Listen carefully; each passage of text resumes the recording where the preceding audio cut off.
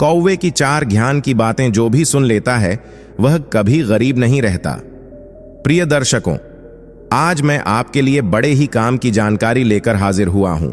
इसीलिए मेरा आपसे निवेदन है कि इस वीडियो को आप पूरा जरूर सुनना। किसी जंगल में एक कौवे का जोड़ा रहता था। दोनों पति पत्नी एक दूसरे को बड़े दिल जान से चाहते थे। कौवे की जो पत्नी थी वह बड़े ही जिज्ञासु स्वभाव की थी। वह हर समय अपने पति से कुछ न कुछ पूछती रहती थी। एक रात जब दोनों पति पत्नी गंगा किनारे एक वृक्ष की डाली पर बैठे हुए थे तो कौवे की पत्नी कभी अपने पति से कहती है कि हे स्वामी, आज मेरा मन बड़ा ही व्याकुल है। आज मुझे बहुत ही ज्यादा बेचैनी हो रही है। हे स्वामी, कुछ ऐसा उपाय करो जिससे मेरा मन कुछ हल्का हो जाए। प्रिय दर्शकों, जब कौवा अपनी पत्नी की इन बातों को सुनता है तो कौवा अपनी पत्नी से कहता है कि हे प्रिय, ऐसा क्या कारण है जिससे तुम्हारा मन इतना व्याकुल है? आखिर मुझे ऐसा क्या करना चाहिए जिससे तुम्हारी व्याकुलता दूर हो जाए? यह सुनकर कवि कहती है कि कोई ऐसी कहानी सुनाओ जिसे सुनकर मेरे मन को शांति मिल जाए और कुछ ज्ञान प्राप्त हो।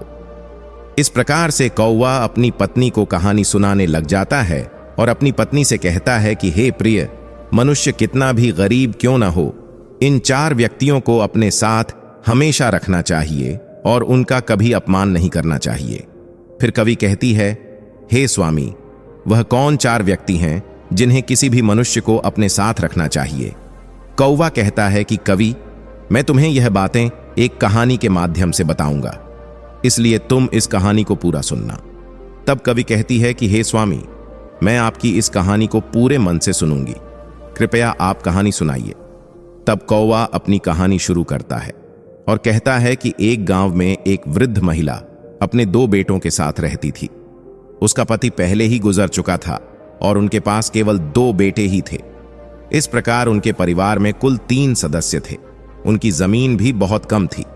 वह अपने बेटों के साथ मिलकर उस छोटी सी जमीन पर काम करती थी। उसके बेटे बहुत मेहनती थे। उन तीनों का जीवन उस छोटी सी जमीन से चलता था। समय के साथ जब बेटे विवाह योग्य हो गए तो उस वृद्ध महिला ने उनकी शादी करवा दी। घर में 2 बहुएं आ गईं। कुछ समय तक सब कुछ अच्छा चल रहा था। घर में बहुत प्रेम था और सभी मिलजुल कर रहते थे। लेकिन जैसे जैसे समय बीतता गया, दोनों बहुओं में आपस में झगड़ा होना शुरू हो गया। कभी किसी बात को लेकर तो कभी किसी बात को लेकर। बड़ी बहू छोटी बहू से कहने लगती कि तुम ऐसा करती हो, वैसा करती हो, तो उन्होंने हमारे साथ यह कर दिया, उन्होंने वह कर दिया। इन्हीं बातों को लेकर बड़ी बहू भी छोटी बहू से उल्टी सीधी बातें कहती रहती थी और लड़ाई होती रहती थी। एक दिन छोटी बहू को जब मौका लग जाता है तो वह बड़ी बहू से लड़ बैठी और कहती कि तूने घर का यह काम नहीं किया, वह काम नहीं किया। कभी कहे कि तू अपने हिस्से का काम कर, मैं अपने हिस्से का करूंगी। कभी कहती कि तू आराम से पड़ी रहती है और मैं पूरे दिन काम में लगी रहती हूं। इसी कारण से छोटी बहू का बड़ी बहू से झगड़ा होने लगता था। अब यह उनका रोज का काम हो चुका था। वह दोनों बहुएं हमेशा किसी न किसी बात पर आपस में झगड़ती रहती थीं।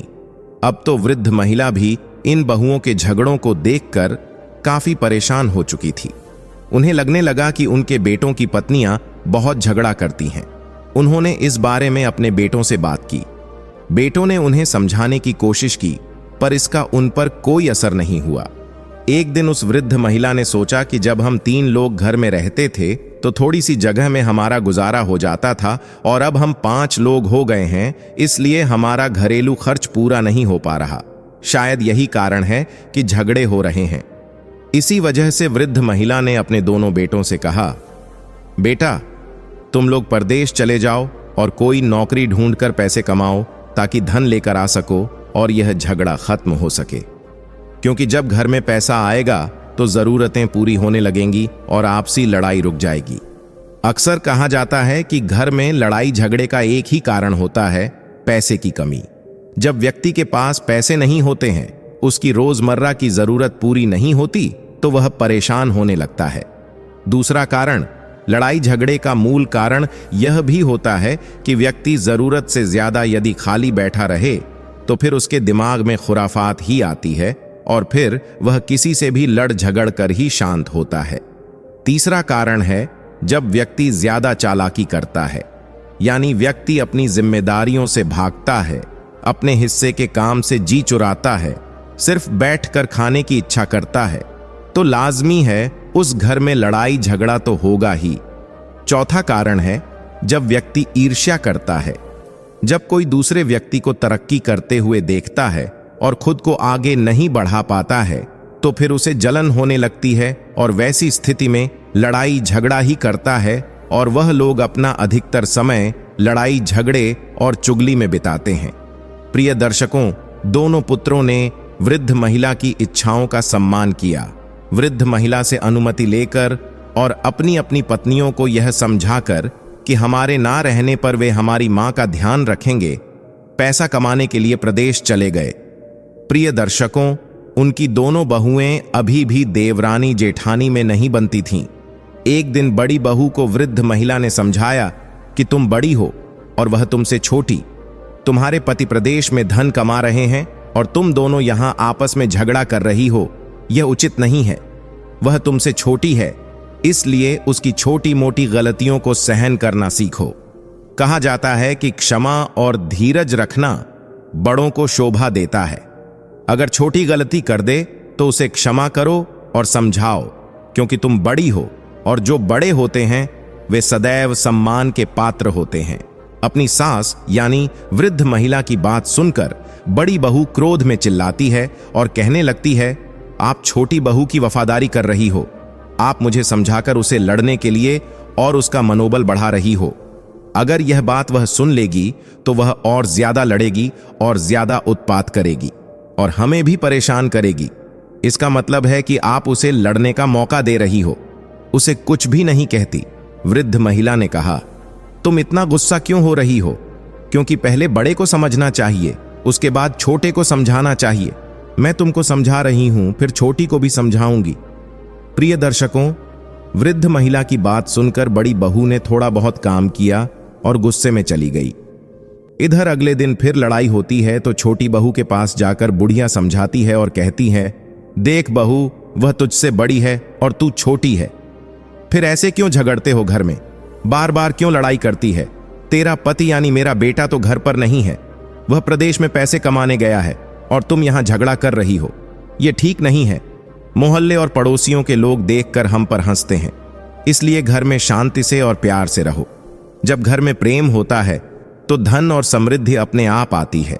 छोटी बहू ने सोचा कि यह वृद्ध महिला बड़ी बहू का पक्ष ले रही है। छोटी बहू कहने लगी, अरे बुढ़िया, तुम हमें ज्यादा समझाने की कोशिश मत करो, नहीं तो मैं तुम्हारा भी अपमान कर बैठूंगी। मैं जानती हूं तू अपनी बड़ी बहू को बहुत चाहती हो और मुझे फूटी आंख से भी नहीं देखती। प्रिय दर्शकों, छोटी बहू को समझा सुझाकर वृद्ध महिला भी चली गई और विचार करती है कि इन दोनों की बुद्धि खराब है, यह मानेगी नहीं। इन्हें समझाओ तो यह उल्टा मुझसे ही सवाल करती हैं, मुझसे लड़ने की बात करती हैं। फिर वृद्ध महिला ने विचार किया, इससे तो अच्छा यही है कि अपनी इज्जत यदि बचानी है तो इन्हें समझाना बंद करना होगा। कहते हैं जहां पर अपनी बात की कोई अहमियत ना हो वहां बोलने से अच्छा है चुप रहना चाहिए। यदि आप वहां बोलने जाएंगे तो आप उनके दुश्मन बन जाएंगे। वृद्ध महिला सोचने लगी, मेरी बात किसी को पसंद नहीं आ रही है, उल्टा यह दोनों मुझ पर हावी हो जाती हैं।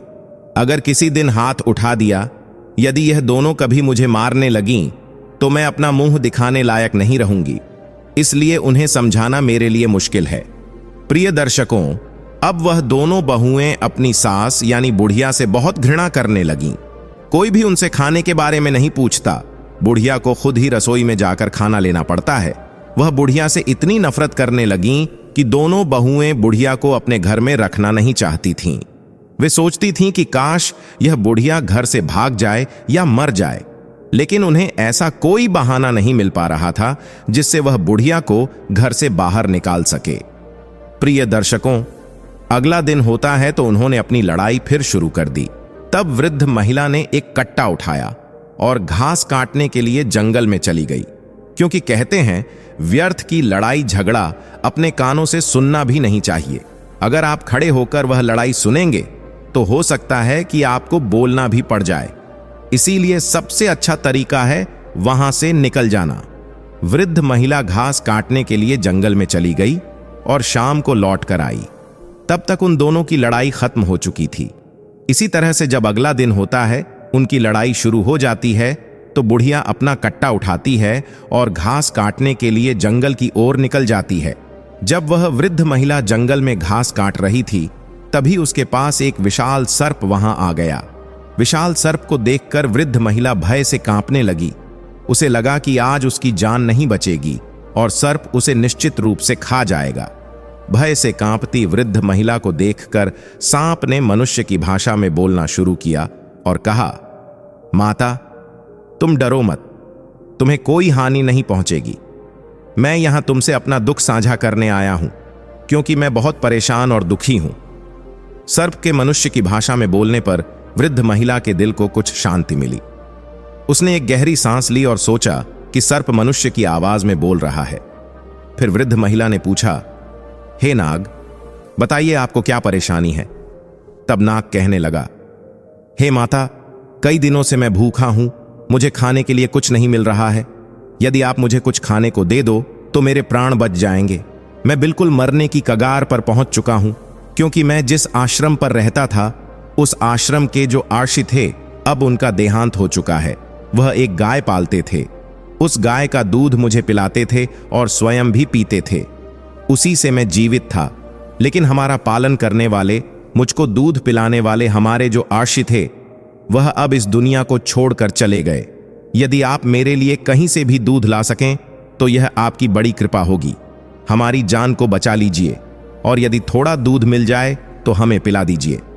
प्रिय दर्शकों, जब वृद्ध महिला ने यह सुना तो नाग के दुख को सुनकर बुढ़िया की आंखों में आंसू आ गए और उसने कहा, हे नाग, आप चिंता न करें, आज मैं आपको दूध अवश्य पिलाऊंगी।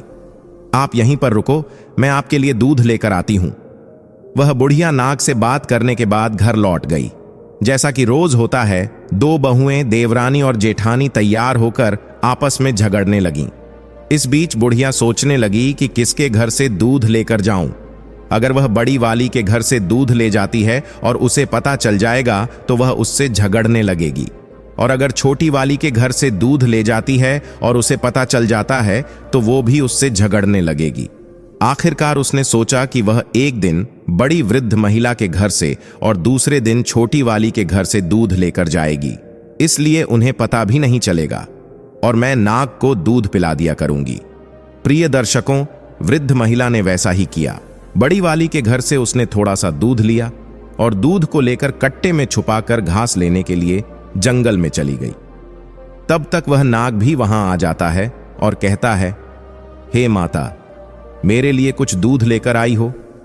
फिर बुढ़िया कहती है, हाँ नाग, मैं आपके लिए दूध लेकर आई हूं। उस बुढ़िया ने तुरंत वह दूध नाग के आगे रख दिया। जब नाग ने दूध पी लिया तब उसे शांति मिली। तब नाग कहने लगे, हे माता, आपने आज हमारी जान बचा ली। आपने मेरे ऊपर बहुत बड़ा उपकार किया है। मैं आपकी मदद को जीवन भर नहीं भूलूंगा। बुढ़िया ने कहा, हे नाग, मैं आपसे एक और प्रश्न करना चाहती हूं। उस समय में डर के कारण आपसे पूछ नहीं पाई थी, लेकिन अब मैं पूछना चाहती हूं कि आप एक सर्प होते हुए भी मनुष्य की भांति कैसे बोल पा रहे हैं? क्या आप वास्तव में नाग हैं या कोई और हैं?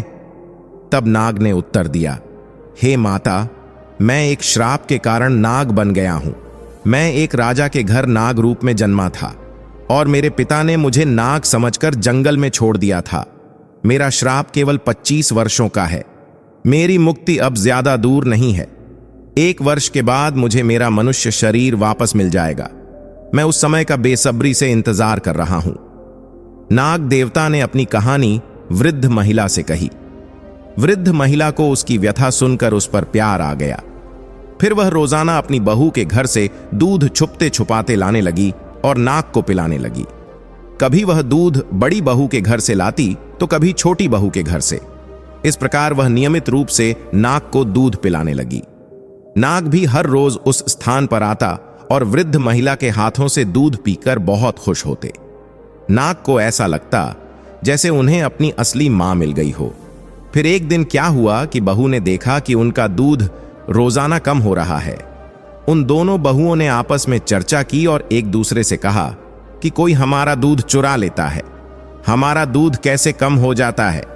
हर तीसरे दिन हमारा दूध कम हो जाता है। बड़ी बहू ने भी कहा कि हमारा भी हर तीसरे दिन दूध कम हो जाता है।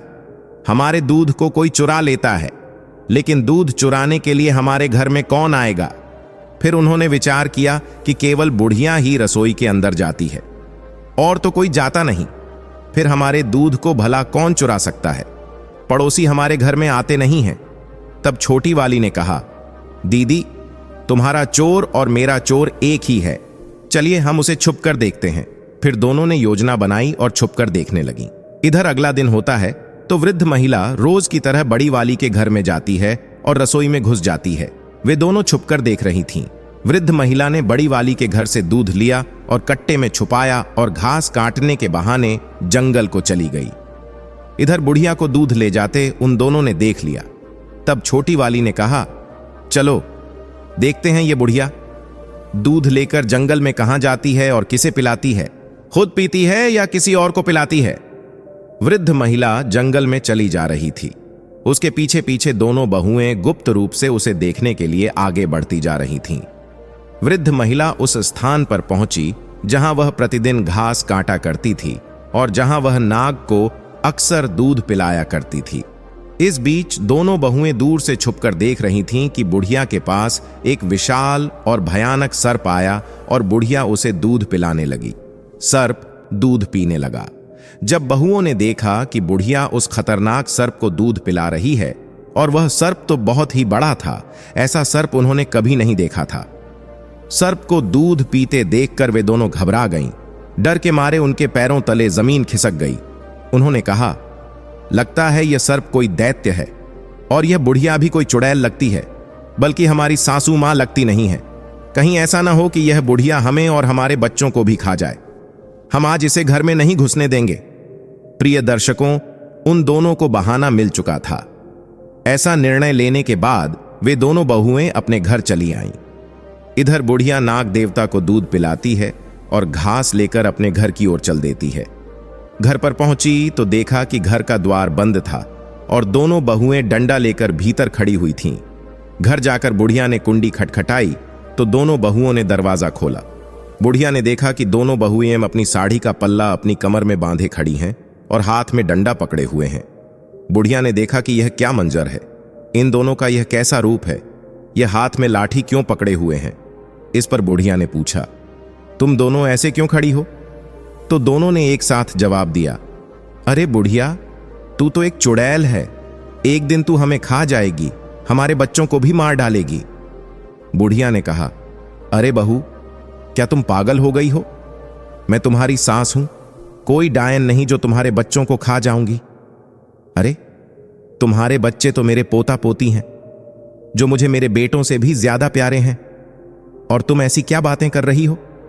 तब वह दोनों बहुएं कहने लगीं, अरे बुढ़िया, हमें पागल मत बनाओ, हमने तुम्हें देख लिया है। तू एक खतरनाक सर्प को दूध पिलाती हो, हमारे घर से चोरी करके दूध ले जाती हो और उस सर्प को पिलाती हो।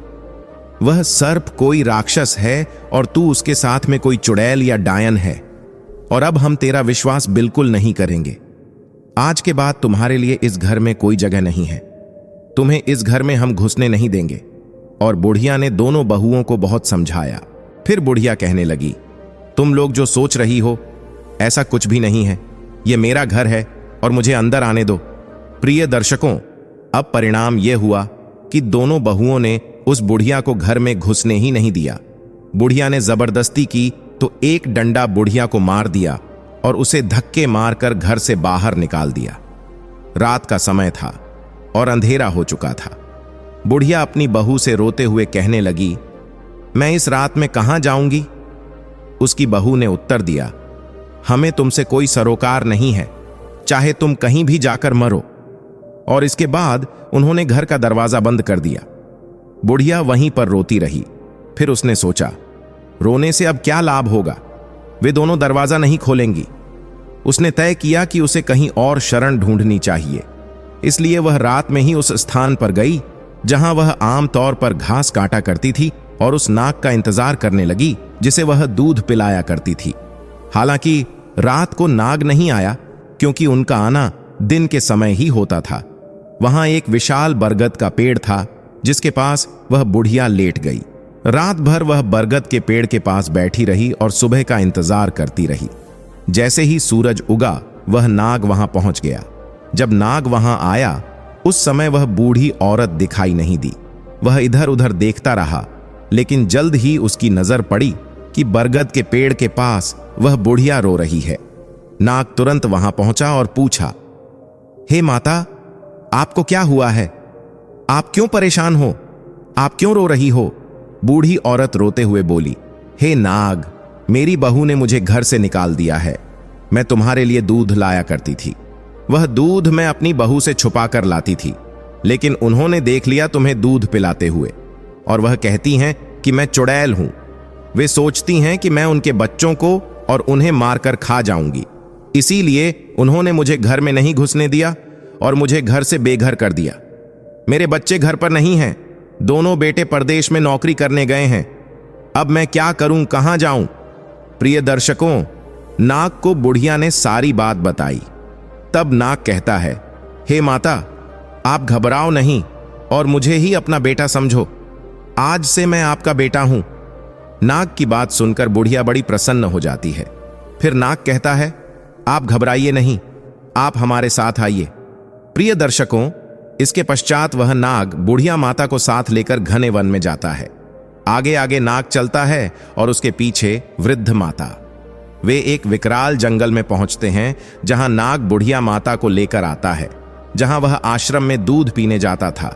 नाग बुढ़िया को उस आश्रम तक ले आता है। बुढ़िया पूछती है, बेटा, यह आश्रम किसका है? यह तो बहुत ही मनोरम है। तब नाग कहता है, यह आश्रम एक आर्षि महात्मा का था जो अब परमात्मा को प्यारे हो गए हैं। उनका देहांत हो गया है। मैं यहाँ पर ही रहता था और इसी आश्रम में मुझे उस अर्षि ने गाय का दूध पिलाया था। गाय भी यहीं कहीं आसपास होगी। वह बेचारी भटक रही होगी। अगर वह हमें देख लेगी तो निश्चित ही यहाँ आ जाएगी। कुछ समय पश्चात वह गाय भी वहां आ जाती है। गाय के थन दूध से भरे हुए थे। तब नाग कहता है, हे माता, इस गाय का दूध निकालिए और आप भी पी लीजिए, हमें भी पिलाइए। बुढ़िया गाय का दूध निकालती है। उसके बाद उस नाग को दूध पिलाती है और स्वयं पीती है। फिर नाग कहता है, हे माता, अब आप घबराइए नहीं, आप निश्चिंत होकर इस आश्रम पर रहें। यह गाय हमारे लिए दूध देगी और यहाँ आर्षि महात्मा की कृपा है। वह अपनी कृपा छोड़कर यहाँ से चले गए हैं। आर्षि महात्मा की कृपा से यहाँ अन्नपूर्णा का वास रहता है। यहाँ पर रहने वाले को किसी चीज की कोई कमी महसूस नहीं होती है। खाने पीने की हर चीज यहाँ उपलब्ध होती है। आप कुछ भी खाएं, कुछ भी बनाएं। प्रिय दर्शकों, ये सुनकर बुढ़िया और भी ज्यादा खुश हो जाती है और फिर अपने बेटे नाग के साथ वह बुढ़िया वहीं आराम से रहने लगती है। नाग हर दिन घूमने निकल जाता था और शाम को वापस आ जाता था, जबकि बुढ़िया और गाय वहीं चैन से रहते थे। गाय भी हर रोज घास खाने जाया करती थी और शाम को वापस लौट आती थी। शाम के समय वे तीनों एक साथ बैठकर भोजन करते थे और आश्रम में प्यार से रहते थे। लेकिन एक दिन की बात है, नाग जो हर दिन की तरह घूमने गया था, शाम को वापस नहीं आया। इससे बुढ़िया को बहुत चिंता होने लगी, क्योंकि वे तीनों साथ में भोजन किया करते थे। शाम को गाय तो आ गई, लेकिन नाग नहीं आया। बुढ़िया इंतजार करती रही कि उसका बेटा नाग इतना अंधेरा हो जाने के बावजूद भी वापस क्यों नहीं आया। प्रिय दर्शकों, बुढ़िया रात भर अपने बेटे नाग का इंतजार करती रही। उसने कुछ भी नहीं खाया, पूरी रात भूखी रही, लेकिन फिर भी वह नाग लौट कर नहीं आया। अगला दिन होता है तो स्वयं बुढ़िया नाग को ढूंढने के लिए जंगल की ओर चल देती है। बुढ़िया नाग को ढूंढते ढूंढते जंगल में निकल गई। जंगल में उसने देखा कि वहीं उसका बेटा नाग जमीन पर गिरा पड़ा था और वह नाग उस पेड़ की टहनियों में दबा हुआ था। नाग को टहनियों के नीचे दबा हुआ देखकर बुढ़िया व्याकुल हो जाती है और गाय की सहायता से टहनियों को हटाती है। प्रिय दर्शकों, वह नाग काफी घायल और जख्मी हो चुका था। बुढ़िया पूछती है, बेटा, यह सब कैसे हुआ? इस पर नाग अपनी पूरी कहानी बताता है। हे माता, मैं जब शाम को आश्रम लौट रहा था तो तो एक भयानक तूफान आ गया। तूफान के आने से मैं एक पेड़ पर चढ़ गया, लेकिन तूफान के झोंके से वह पेड़ गिर गया और मैं उसके नीचे दब गया। मैंने निकलने की बहुत कोशिश की, पर सफल नहीं हो पाया। मैं सोचता रहा कि मेरी माँ मेरा इंतजार कर रही होगी, पर मैं बाहर नहीं आ पाया। मुझे चोट भी लग गई। इसके बाद बुढ़िया कहती है, बेटा तुम घबराओ नहीं, आओ मैं तुम्हारी चोट का इलाज कर देती हूं।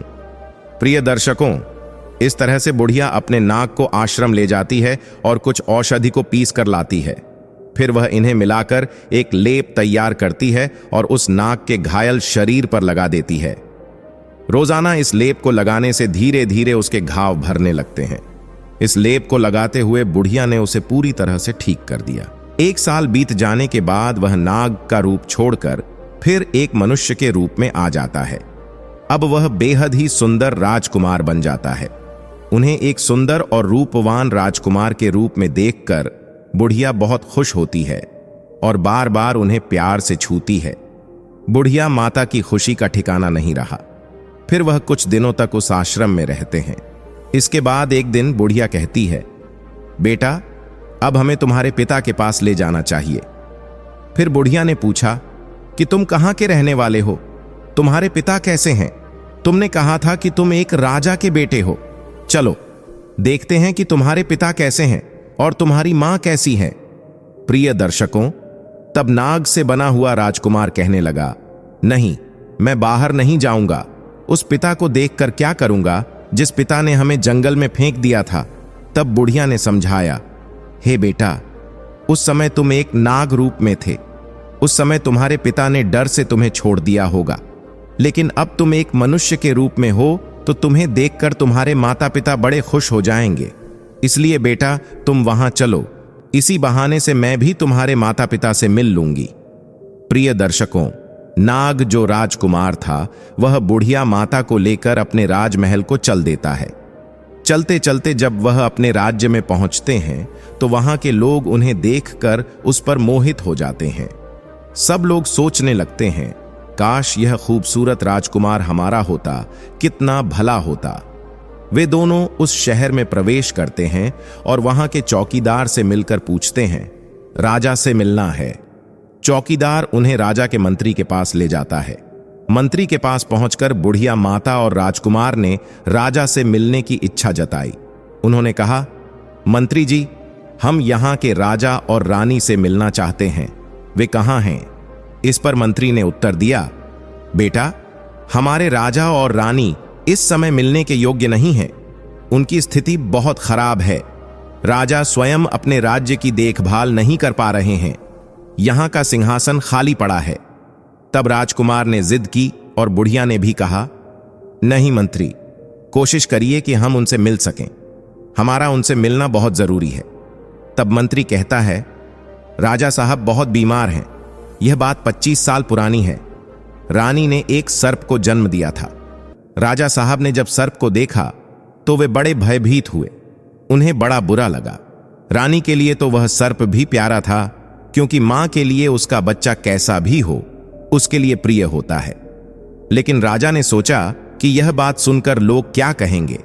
राजा के घर में पुत्र के जगह एक सर्प पैदा हुआ है तो सभी प्रजा हमसे घृणा करेगी। इसीलिए राजा ने उस सर्प को जंगल में फेंक दिया और तब से राजा रानी जो हैं उनका शरीर सूख कर काठ हो गया है और राज सिंहासन को उन्होंने छोड़ दिया है। वे कभी सिंहासन पर विराजमान नहीं होते और अपने महल में बुरी तरीके से मायूस अवस्था में पड़े रहते हैं। जब उस राजकुमार ने यह सुना तो उसने मंत्री से अनुरोध किया कि अगर वह उनसे मिलवा दे तो बहुत कृपा होगी। प्रिय दर्शकों, मंत्री उस राजकुमार और बुढ़िया माता को राजा और रानी के पास ले जाता है, जहां उस लड़के के माता पिता निराशा में लेटे हुए थे। महल में लेटे लेटे उनका शरीर गल गया था और वे सदा चिंता में डूबे रहते थे। प्रिय दर्शकों, फिर राजकुमार उस बुढ़िया के साथ राजा और रानी के पास जाता है और उनके पैर छूता है। जब राजकुमार अपने माता पिता के पैरों को छूता है तो राजा और रानी में एक संवेदना की लहर दौड़ जाती है। वे दोनों उठकर बैठ जाते हैं और कहते हैं, बेटा, तुम कौन हो? कहां से आए हो? तुमने हमारे पैर छुए हैं। तुम्हारे पैर छूते ही ऐसा लगता है कि हमारे अंदर कोई शक्ति आ गई है। तुम कौन हो बेटा? अपना परिचय दो। प्रिय दर्शकों, तब वह बेटा अपनी सारी कहानी सुनाता है और कहता है, पिताजी, मैं आपका बेटा हूं। और रानी से कहता है, माता, मैं तुम्हारा पुत्र हूं। मैं तुम्हारे गर्भ से जन्म लिया था। मैं नाग रूप में था।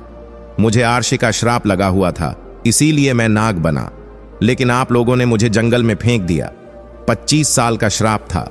25 साल पूरे हो गए और आज हम पुनः मनुष्य स्वरूप में आ गए हैं। मां, अब क्या आप मुझे अपने हृदय से नहीं लगाओगी? प्रिय दर्शकों, इतने शब्द सुनने के बाद मां भागकर अपने बेटे को हृदय से लगा लेती है और उस राजा के लिए खुशी का ठिकाना नहीं रहा। राजा रानी ने अपने बेटे को गले से लगा लिया और बार बार पुचकारने लगी। प्रिय दर्शकों, उन राजा रानी को ऐसा लगता था मानो उनके अंदर एक शक्ति आ गई हो। प्रिय दर्शकों, इतनी कहानी सुनाने के पश्चात राजा और रानी कहते हैं कि इंसान को कभी भी यह 4 चीजें नहीं छोड़नी चाहिए। पहला बच्चा, दूसरा बुजुर्ग, तीसरा पागल और चौथा मेहमान। इन्हें कभी भी अपने घर से नहीं निकालना चाहिए। फिर उसके बाद राजा ने सभी प्रजा को संबोधित कर दिया कि हमारा बेटा आ गया है। प्रजा भी बहुत खुश हुई। राजा ने सभी को यह सूचना दे दी कि कल राजकुमार अब से राजगद्दी पर बैठेगा। अगले दिन राजा ने उसका राज्याभिषेक किया। उसी दौरान वह बुढ़िया थोड़ी उदास हो जाती है और सोचने लगती है, अब मैं कहां जाऊं? दोस्तों, तब राजा कहते हैं, हे माता, आज से तुम यहां की राजमाता कहलाओगी। अब बुढ़िया बहुत ही प्रसन्न होती है।